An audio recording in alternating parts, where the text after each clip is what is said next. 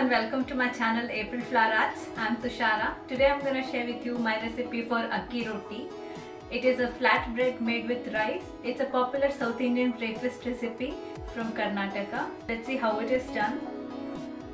The ingredients you will need are 1.5 cups of rice flour. To that I'll add 1/4 cup of wheat flour. Since rice flour does not have that sticky nature, I'm adding wheat flour. Instead of wheat flour, you may add all-purpose flour or even chickpea flour, that is besan or gram flour.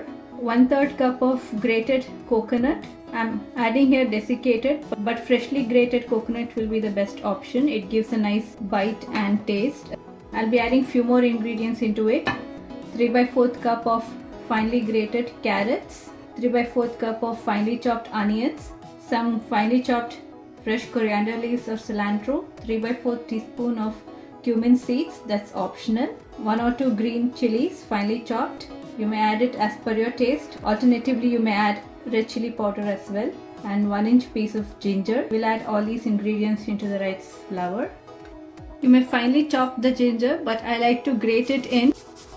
And finally, some salt to taste. I'm adding here around a teaspoon of it. So now we'll just give it a mix first.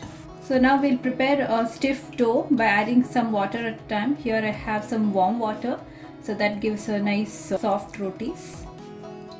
I have prepared the dough and it looks like this. It won't be sticky like normal wheat dough.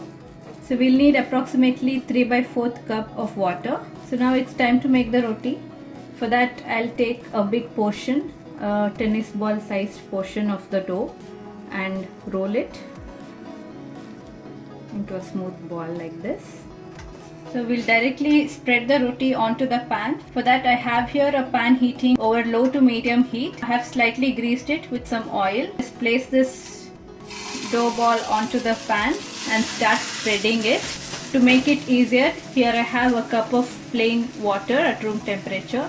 So I'll just dip my fingers into the cup and start spreading it. Make sure that the pan is not too hot. So you can take enough water as you want and keep spreading it. So the water helps in binding as well as giving it a nice shape. You cannot make it too thin. It will be around 2 to 3 millimeters thick, and the water also prevents the roti from drying up too much.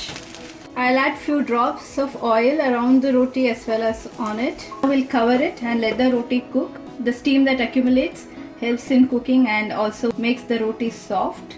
It's been about 2 minutes and you can see that the top surface has cooked very well. So now it's time to flip the roti.